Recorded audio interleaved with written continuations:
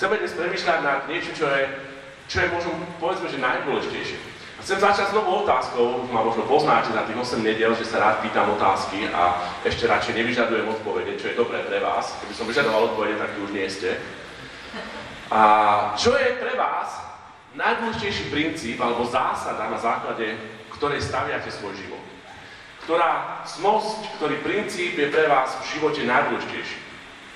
A čo je pre vás, na čo vám najviac záleží v živote? To je dosť taká všeobecná otázka, skúsim to ešte trošku nejako špecifikovať.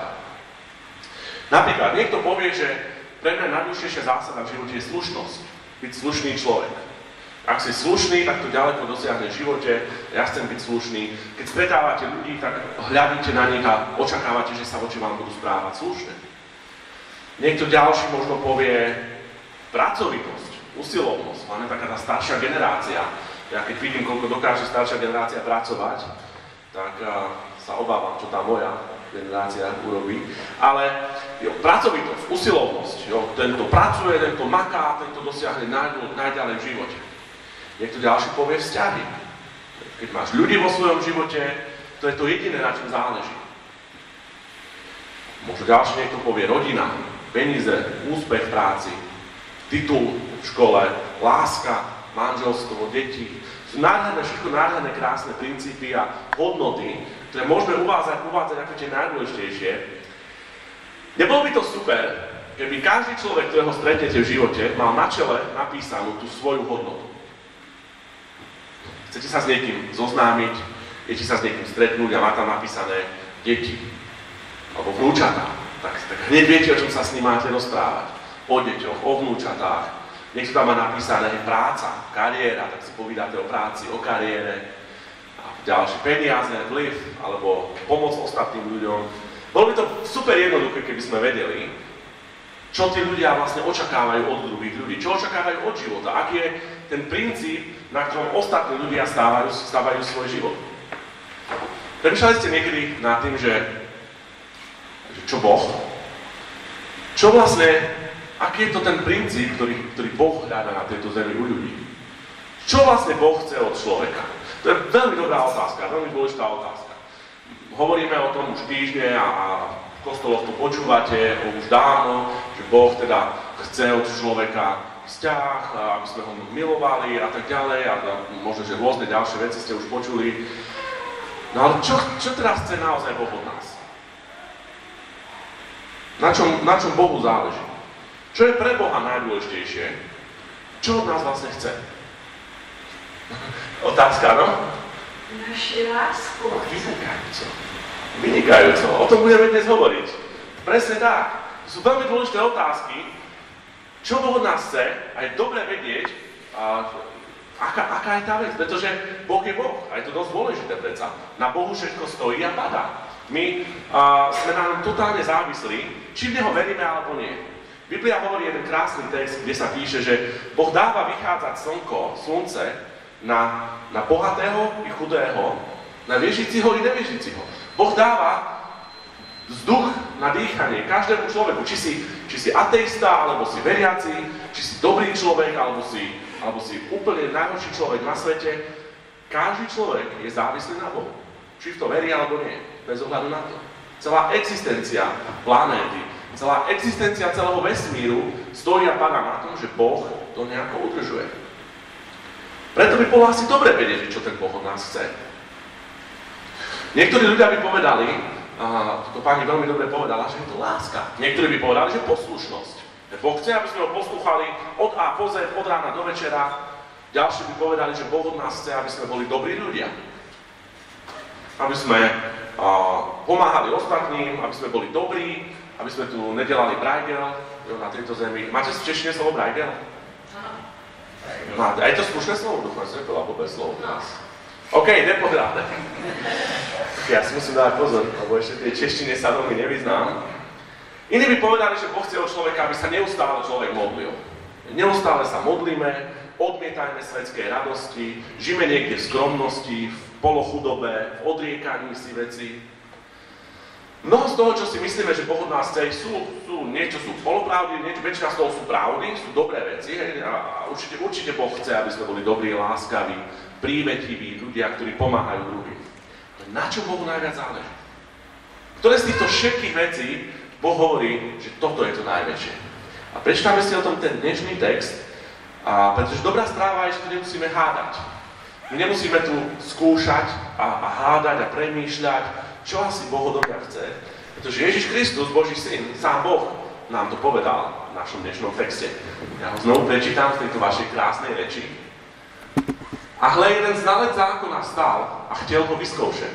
Mistře, co mám dělat, abych se stal dědicem věčného života? Ježíš mu řekl, co je psáno v zákoně, jak to tam čteš? Odpověděl, miluj Hospodina svého Boha celým svým srdcem, celou svou duší, ze všech své síly a celou svou myslí. A miluj svého blížního jako sám sebe. Správně si odpověděl, řekl mu Ježíš. Dělej to a budeš žít. Miluj Boha celým srdcom, celou mysľou, celou silou, celou svojou dušou a miluj blížneho ako seba samého. V inom preklade tohto textu, alebo v inom evangeliu, kde sa tento text píše, je ešte napísané, že toto, keď budeš robiť, že to je zhrnutí celého zákona. Všetkých prikázaní.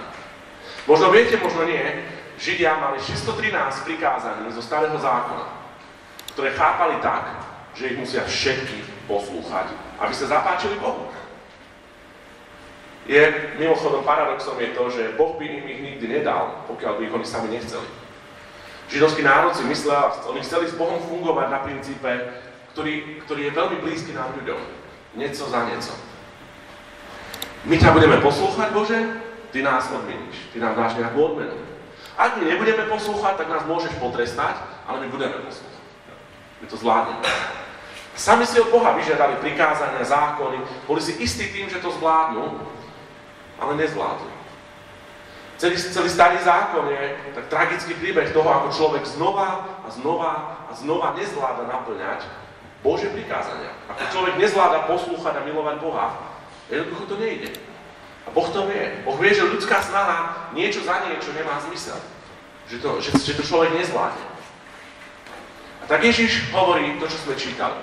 Zhrnutím všetkého zákona, všetkých 613 prikázaní, celého desatora, máme desatoro, celého učenia Biblie je miluj Boha a miluj blížneho svojho. Dnes budeme premýšľať o tom prvom, o tej prvej časti, miluj Boha, na budúce budeme hovoriť o tej druhej. Ježiš hovorí, ak toto robíš, tak zvládaš naplňať celý zákon. Všetko, čo bolo dokedy napísané v Biblii, v starom zákone, Ježiš o tom hovoril, povedal, že toto je to najdôležitejšie.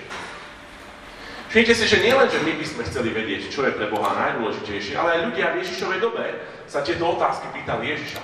Tak čo mám robiť? Čo máme robiť, aby sme naplnili zákon? Niektorí sa to pýtali úprimne, niektorí mali falošné, pochybné pohnutky. Pozrime sa na tento text. Na prvý pohľad na tom nie je nič zložitého. Nepotrebujeme na to teológiu, školu, nepotrebujeme na to nejaké neviem čo. Nič komplikované, čo by vyžadovalo nejaké veľké vysvetlenia. Miluj Boha. Možno by sme ešte aj pochopili to, že celá duša, srdce, mysel a síla, že to zahrňa vlastne celého človeka. Človek má emócie, človek má myšlienky, človek má pocity, človek má svoje fyzické telo. Mysel, srdce, duch, alebo teda duša a síla. Všetky 4 zložky, všetky tie zložky, ktoré máme my v sebe, naša myseľ, naša emócia, naša síla, naše pocity, všetko toto má milovať Boha. Čiže je to veľmi jednoduchý text, pretože je nám jasné, že to hovorí o celom človeku. Celý človek, všetkým, čo máš milovať Boha. To vôbec nie je náročné na pochopenie. Mohli by sme tu skončiť, ísť si dať kávičku, koláčiky a ísť domov, však? Problém nastáva v tom, že my sme ľudia. Sme ľudia, ktorí, neviem ako vy, ja oceňujem schopnosť, alebo teda som veľmi rád, keď si môžem veci zaškrtávať v políčkach. Taká tá schopnosť kvantifikovať, alebo odškrtávať si zoznam vecí. Čo sme už urobili a čo nie. Toto áno, toto zvládam, toto je dobré, toto viem, toto neviem, OK, toto si nechám. Veľmi radi by sme chceli aj v našom vzťahu k Bohu si vedieť odškrtávať veci. Tak, OK, srdcom ťa asi milujem, to je dobré, mysel, no niekedy mám blbé myšlenky, OK, ale to je dobré, síla, no uvidíme. Vo vzťahu k Bohu neexistuje jasný kontrolný zoznam vecí. Dokončenia ani jednou z týchto príkazov. Skúsme si to odškrtávať. Milujete Boha? Stále? Neustále? Celým človekom? V srdci aj v mysli? V snahe aj v úsilí? Po svojich myšlenkách? Non-stop? Čo z toho si tu vieme odškrtnúť ako ľudia? A ostatní ľudia, hej, poďme ešte na to, čo budeme hovoriť na budúce. Milujeme ostatných ľudí stále? Všetkých? Aj Babiša? Aj Fialu? Hej. Aj spolužáka od tej lavice vpredu, ktorý sedí? Aj šéfa v práci? Milujeme neustále všetkých? Susedu, ktorá bydlí nad nami, alebo susedí? Milujeme všetkých stále, neustále, non-stop? Takže rozumieme, že my by sme to chceli zaškrtávať a chceli by sme mať kontrolný zoznam, čo sme už zvládli. Inak to by sa zišlo aj na deťoch, vedieť, že toto som s nimi zvládol, toto nie, toto potrebujem na tom pracovať. My si to nevieme odškrtnúť, nevieme si to zhodnotiť, nevieme si to definovať sami v sebe, keď sme úprimní. V ktoromkoľvek momente nášho života, ja ako kazateľ, ako človek, ktorý je kresťanom od svojich 15 rokov, kedy som uveril v to, že Ježiš Kristus za mňa zomrel, kedy som sa modlil, poprosil som ho, aby sa stal môjim Bohom, môjim pánom, kedy som sa rozhodol ho nasledovať.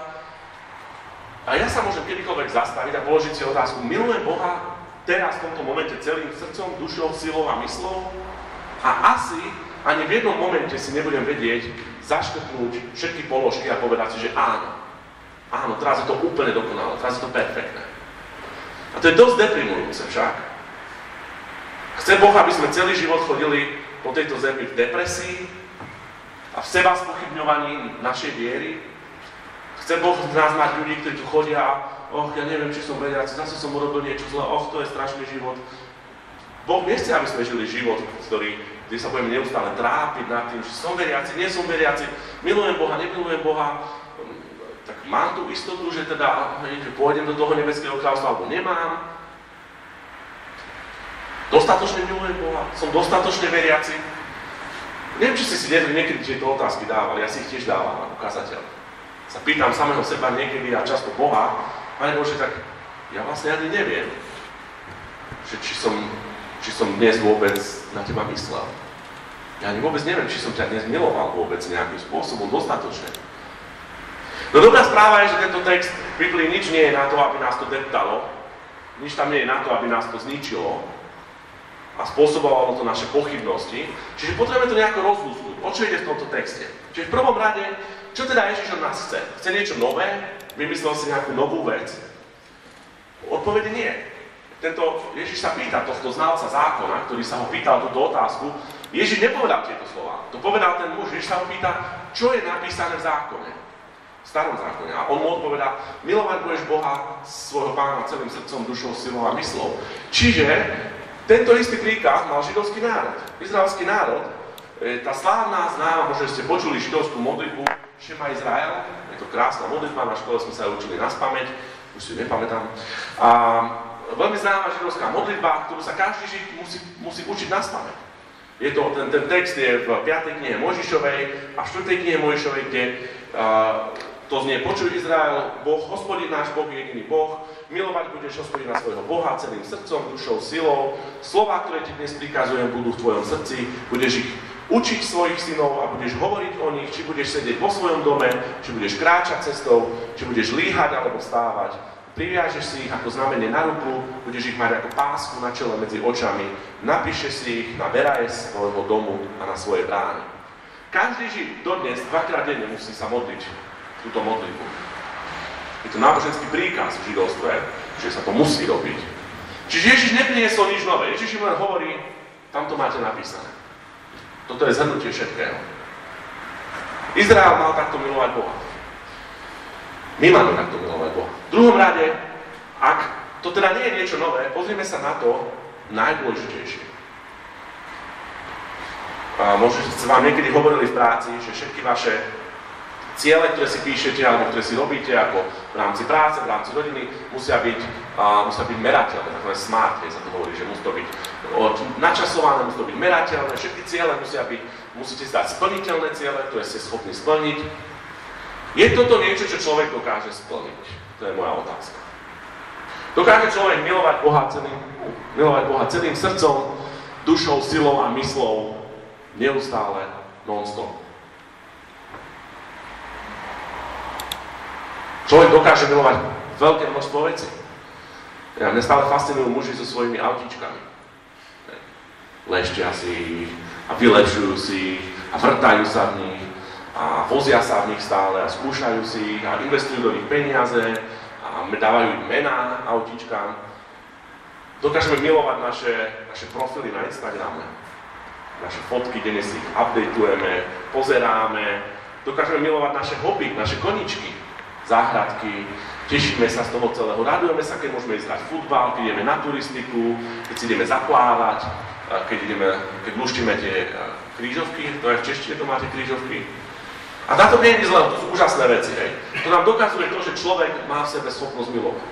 Človek dokáže milovať ľudí, partnerov, deti, dokážeme najviac na svete milovať naše vnúčata, naše deti, našich partnerov, ale dokáže človek milovať Boha tak, ako to Boh chce. Čo to vlastne znamená? Hovoril som o tom, že to znamená milovať ho celou bytosťou. Znamená to milovať ho svojim intelektom, svojou mysľou, veriť mu, dôverovať mu, byť intelektuálne presvedčený o tom, že Boh je pravda, že je dobrý, že je milujúci. Znamená to milovať ho srdcom, našimi pocitmi, láskou, našou vierou. Znamená to milovať ho našou dušou, hlboko, úprimne ho obdivovať, s dôverou a nádejou, vediať, že mu môžeme dať do jeho rúk všetky naše bolesti, starosti, obavy, strachy. A to vedie k poslušnosti. Ježiš hovorí, kto ma miluje, ten ma poslúcha, moje prikázania. Čiže milovať Boha v skutočnosti znamená ho poslúchať, plniť jeho vôľu, zdať sa vlastného ega, zaprieť samého seba, upriamiť svoj pohľad na Boha, plne sa mu vo všetkom odozdať. Naspal som to trošku teraz prehnal, túto poslednú pasáž. A dal som tam strašne veľa nárokov. Naspal som to prehnanie zdôraznil, pretože je nám, dúfam, veľmi jasné z toho, ako som to o tom hovoril, že tu máme problém. Zlaté prikázanie, najväčšie prikázanie, to, čo najviac Boh naozaj chce, ako najväčší a najdôležitejší text, možno z celej Biblie, nám tu Ježiš hovorí niečo, čo nie sme schopní absolútne v žiadnom prípade splniť. Ani náhodou to nie sme schopní splniť. Nikto z nás to nie je schopný splniť. Nijak nie je možné toto prikázanie naplniť. To preto, lebo v prirodzenom stave nás ľudí, ktorí žijeme, Biblia hovorí v hriechom porušenom svete, my sami sme sa narodili už do tohto sveta poznačený hriechom, človeku je toto absolútne nemožné.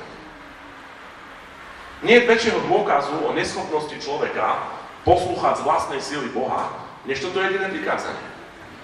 Žiadna ľudská bytosť s tou padlou hriešnou prirodzenosťou nemôže milovať Boha celým srdcom, celou dušou, celou silou, celou myslou, 24 hodín denne. Je to absolútne ľudsky nemožné. Dokonca je to presný opak. Človek prirodzene Boha nehľadá. My sa prirodzene snažíme páčiť nie Bohu, ale sebe a druhým ľuďom. My sa nechceme páčiť Bohu, my sa chceme páčiť druhým ľuďom a sebe. Dokonca aj v tých momentoch, keď naozaj reálne chceme hľadať Boha, alebo sa snažíme niečo urobiť pre druhých ľudí, veľmi často to človek robí zo sebeckých pohnutok. Alebo sa tým snažíme naplniť nejakú svoju vlastnú vnútornú potrebu a túžbu, ktorú máme hlboko v sebe, alebo si človek chce nejako udobriť Boha, hej, aby sme boli v pohode. Pridajme k tomu, že žijeme v dobe a na mieste, nemyslím Prahu, ale všeobecne tento svet, kde nám je neustále hovorené, že rob alebo žij tak, aby si sa páčil sám sebe. Rob to, čo je tebe príjemné. Buď sám sebou. Rob to, čo považuješ za dobré a správne. A samozrejme, že je dôležité byť sám sebou a nebyť niekým iným. Ale toto všetko, čo počujeme v tomto svete, nám nesie posolstvo, že v strede vesmíru si ty. Človek, tvoje ego, my, ľudia, nie Boh. Celý svet sa nám snaží povedať, že ty si stredom vesmíru. Všetko na tomto svete je tu pre teba, kvôli tebe. No ale keď to je všetko tak, ako hovorím, nemusíte so mnou súhlasiť, to je úplne v pohode, Ale ak to je tak, ako hovorím, tak to znamená, že máme veľký problém. Prečo potom Ježiš toto povedal? Nevedel Ježiš, že človek toto nie je schopný naplniť? Samozrejme, že vedel. Potom teda ostávali dva možné dôvody, kvôli ktorým to Ježiš povedal. Prvý je, že Ježiš je krutý a dáva človeku za ideál niečo, čo nie sme schopní dosiahnuť. Aby sme sa celý život trápili a boli zúfali a boli beznádejní. Ale tomu verím, že toto tak nie je. Potom je tu ale druhý dôvod, pre ktorý toto Ježiš povedal. A to je, že Ježiš tým sledoval niečo hlbšie. Že Ježiš nás chce nasmerovať na to, že to nejako musí ísť. Nemôže nám povedať, že robte niečo, čo proste nejde. Zoberme si kontext tohto príbehu. Ježiša chceli ho nachytať. Poslali jedného z najschopnejších mužov, ktorý poznal celý zákon, aby sa Ježiša opýtal otázku, ktoré je teda najväčšie prikázanie. V čom bol ten chyták? To je taká rečnícka otázka, vám odpoviem. V čom je chyták, keď sa vás niekto napríklad príde opýtať, je to niekedy sa to môže stať, že vo vzťahu, že sa vás opýta partner, že čo máš na mne najradšej? Hej. Jediná odpoveď je neodpovedať. Začať umývať riad alebo niečo iné. Neodpovedať na túto otázku. Alebo keď som sa vás opýtal, že čo je najdôležitejšie na vzťahu medzi mužom a ženou? Niekto povie empatia, niekto povie láska, niekto povie pochopenie, niekto povie navariť mužovi a pochváliť ho, že dobre nakúpil z nákupného zoznamu. Objať manželku a povedať jej, že dobre vyzerá, úcta, rešpekt.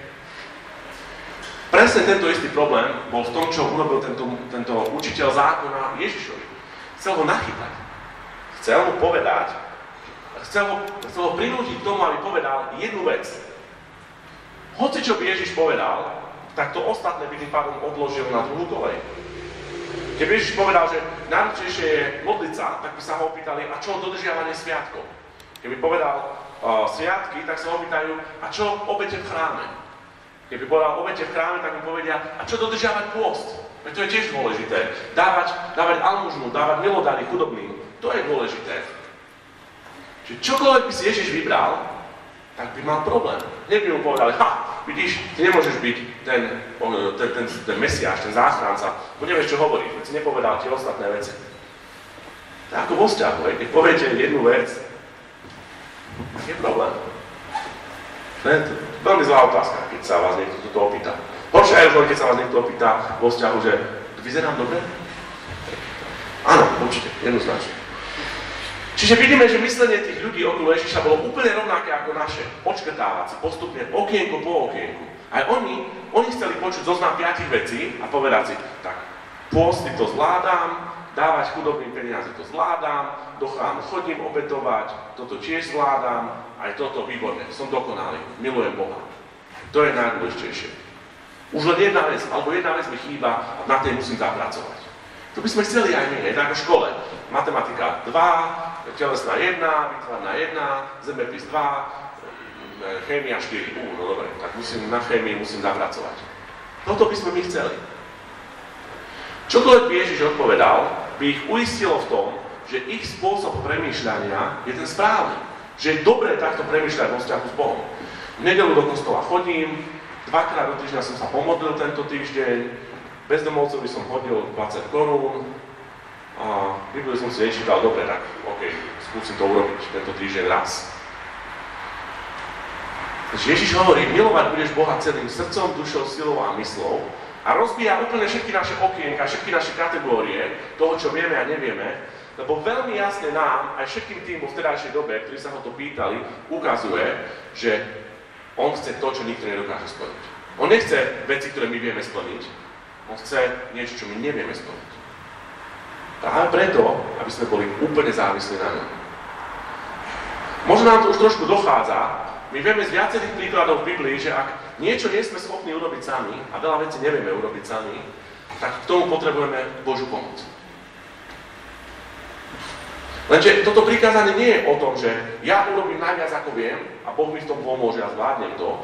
Toto prikázanie nezvládneme. Jediné, čo nám v tom ostáva, je sa kompletne a úplne spoľahnúť na Boha.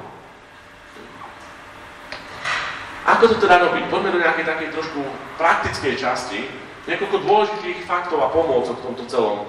Musíme sa pozrieť do Biblie. V prvom rade, čo hovorí Biblia o veriacich ľuďoch, o kresťanoch, o našej existencii. V liste Galatianom je napísaný jeden krásny verš. Boli ste ukrižovaní s Ježišom Kristom a nežijem, Pavol hovorí o sebe, apoštol Pavol, nežijem už ja, ale žije vo mne Kristus. Na jednej strane nemôžeš milovať Boha z vlastnej sily, duše, srdca a mysle, lebo svojím spôsobom už neexistuješ. A my vieme, že my existujeme, hej, a samozrejme, že sme a existujeme, ale toto nie je myslené tak, že človek nie je nič a že na nás nezáleží. Práve naopak, tento text nám chce povedať, že nežiješ už ty, ale žije v tebe Kristus. To znamená, že už nezáleží na tom, čoho si schopný ty, čoho nie si schopný. Ale už to je o tom, čoho je schopný Ježiš Kristus. On ti dáva silu, on ťa pomáha, on ťa uschopňuje. To je krásne slovenské slovo uschopniť. On ti pomáha, on ti dáva možnosť splňať to, čo ty sám nie si schopný splniť, lebo už nežiješ ty, už žije v tebe Ježiš Kristus. Robí ťa schopným zvládnuť úplne všetko. Už nezáleží na tom, ktorú disciplínu vieš splniť. Už nezáleží na tom, že pôsty mi nejdú, toto mi ide, toto mi nejde. Už to nezáleží od toho, že čo ty vieš a čo nevieš. Už je to o tom, čoho je schopný Ježiš, ktorý žije v tebe. Krásny text Biblii hovorí o tom, že všetko môžeme v Kristovi, ktorý nám na to dáva silu. Milovať Boha celou silou, myslou, dušou a srdcom, to dokázal len Boží syn, Ježiš Kristus. My toho nie sme schopní našou láskou, sme ale toho schopní tou Božou láskou. A preto je úžasné vedieť, že On žije v nás. A ďalší text nás tomu vedie, Rimanom 5.5. Božia láska je rozliatá vo vašich srdciach, skrze Ducha Svätého, ktorý vám je daný. Ako kresťan, ako človek, ktorý miluješ Boha, alebo sa aspoň snažíš ho milovať, máš prístup k Božej láske. Máš prístup k niečomu, čo mení všetko. Láska Boha je rozliatá v tvojom srdci. To znamená, že máš v sebe rovnakú lásku, ako mal Ježiš Kristus, ktorý bol schopný milovať svojho Otca celou silou, dušou, myslou a srdcom. My budeme na budúce hovoriť o tom, ako to ovplyvňuje našu lásku k druhým ľuďom, ale dnes vidíme, že aj smerom k Bohu máme takú lásku, ako mal Ježiš Kristus svojmu Otcovi. Dostávaš schopnosť milovať Boha, ako ho miloval Ježiš Kristus. Ako ho Boží syn miloval. A on ho miloval bezpodmienečne, milosrdne, obetavo, poslušne. Ježiš poslúchal svojho Otca, chválil ho, zdával mu vďaku, žil neustále vo vedomí, že všetko, čo má od svojho Otca. Do takej miery, že keď dostal nadľudskú úlohu ísť na kríž a zomrieť za hriechy ľudí, tak to poslúchol a urobil. Ty a ja máme v sebe Božiu lásku, ktorá nám umožňuje ho milovať a poslúchať. Nie vo svojej sile, ale v Božej moci. A ešte ku tomu prichádza tretí text z 1. listu Jána. Láska je v tom, že nie my sme milovali Boha, ale že On miloval nás. A poslal svojho syna ako obetu zmierenia za naše hriechy. Nie my sme milovali Boha. V gréčtine je to veľmi vážny text. Doslovne znie, nie my sme schopní milovať Boha. V skutočnosti je to ešte horšie. Človek je prirodzene Boží nepriateľ. Človek nenávidí Boha, lebo nás obmedzuje z pozemského pohľadu. Veď ja by som tu mohol ísť, mohol by som si užívať, mohol by som hrešiť, mohol by som robiť čo chcem.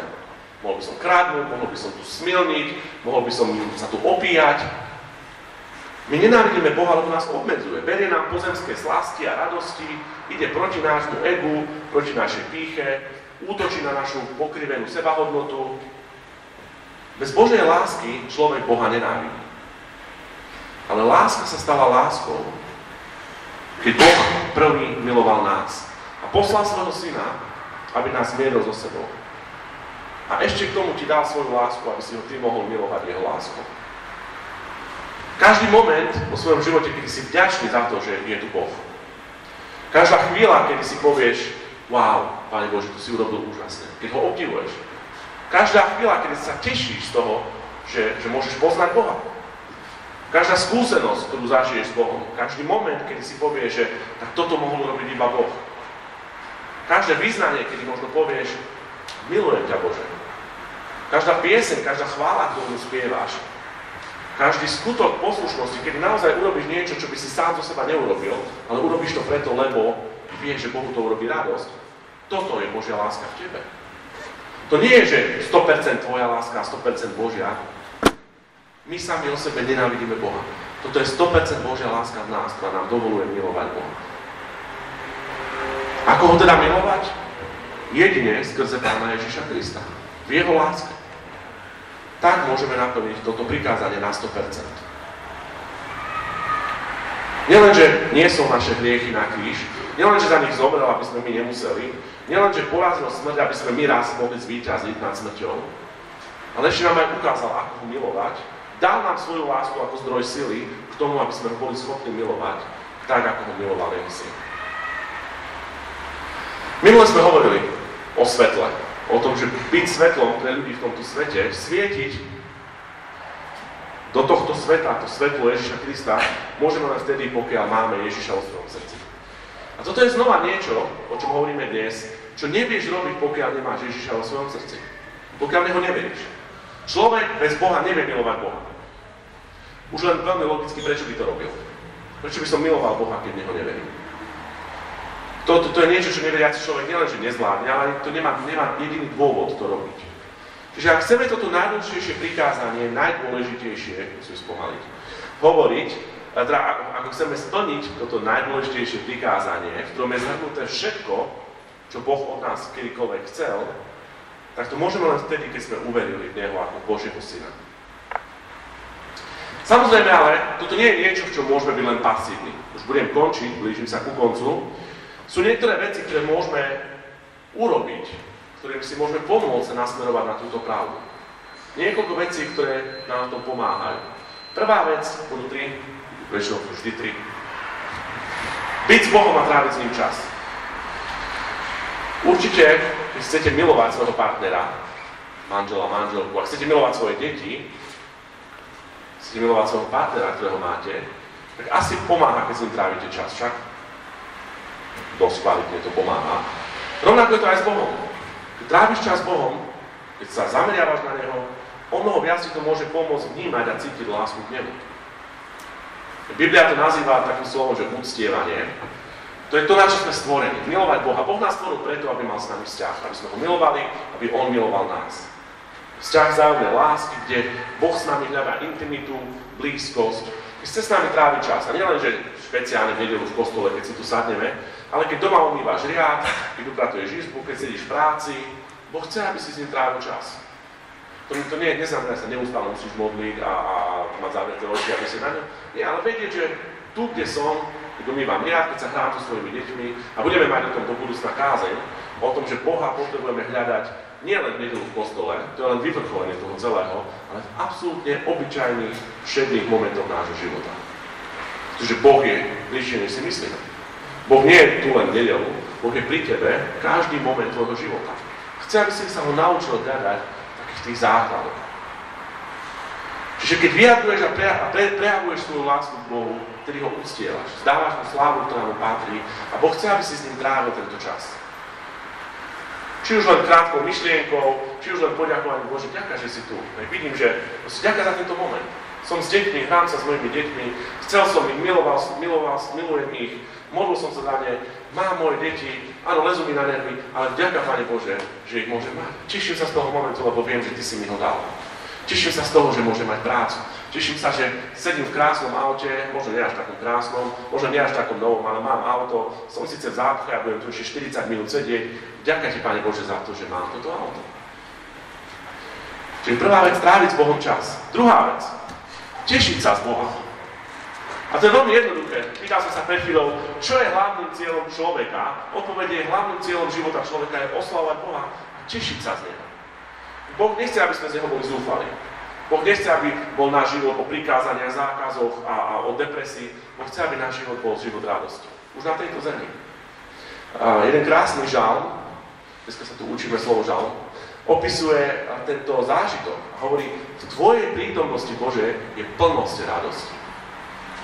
Po Tvojej pravici sú radosti na veky. Bohu môžeme zažívať skutočnú radosť. To nás vedie k láske. Tešíme sa z vecí, ktoré milujeme však. Vieme sa tešiť aj škodoradostne, z neúspechu druhých, ale smerom k Bohu musíme vedieť, že Boh sa teší z nás a my sa máme tešiť z Neho. A to pomáha, keď máme radosť z toho, že poznáme Boha. A tretia a posledná vec, ktorou končím, žiť neustále vo vedomí si úplnej závislosti na Bohu. Ja už som to hovoril. A potrebujeme si to opakovať a pripomínať. A ak v tomto budeme žiť, ak budeš žiť vo vedomí, že si plne závislý na Bohu, tak sa nemusíš báť straty svojej lásky k Bohu. Nemusíš sa báť toho, že by si Boha nemiloval. Ak si budeš uvedomovať, že každá vec, osoba, udalosť, všetko v tvojom živote máš len a len preto, že ti to dáva Boh. Tvoja rodina, tvoje deti, tvoji rodičia, súrodenci, jedlo na stole, peniaze na účte, priatelia v tvojom živote, všetky zážitky, dovolenky, radosti. Všetko máš len preto, že ti to Boh dal. Je to Božie, patrí to Bohu, Boh ti to dáva, aby si sa z toho tešil, radoval, užíval si to, lebo ťa miluje, chce, aby si ho miloval. Neustále myslenie na našu kompletnú závislosť na Bohu nás vzbudzuje vďaku, lásku a radosť z Boha. Máme Boha, ktorý nás stvoril preto, aby nás mohol milovať ako prvý. Aby to v nás budilo lásku k nemu. Biblia hovorí, že keď my sme ho ešte nemilovali, on miloval nás. Je to dôvod a zmysel našej existencie, preto sa z toho tešíme. Tešme sa z Boha, že to nie je o súbore pravidiel, o neustále depresii z toho, ako to nedokážeme naplňať, čo od nás Boh chce. O tomto nie je kresťanstvo. Kresťanstvo je o Bohu, ktorý nás predbieha, predchádza nielen v našom živote, ale aj v našom srdci, v našich emóciách.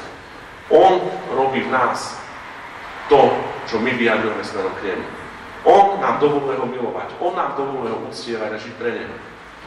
Jemu na nás záleží, kvôli nám sa stal človekom, zomieral na kríži, stal z mŕtvych, aby sme my mohli žiť. Lebo ťa miluje a chce, aby si ho miloval aj ty. Ak máš nejaké otázky k tomuto, ak ťa to zaujíma, ako môžeš milovať Boha celým srdcom, dušou, silou a mysľou, neváhaj, môžeš prísť na konci po našom kostole za mnou, za Milanom, môžeme sa o tom rozprávať. Je príliš dôležité na to, aby sme na to zabudli, aby sme to neriešili.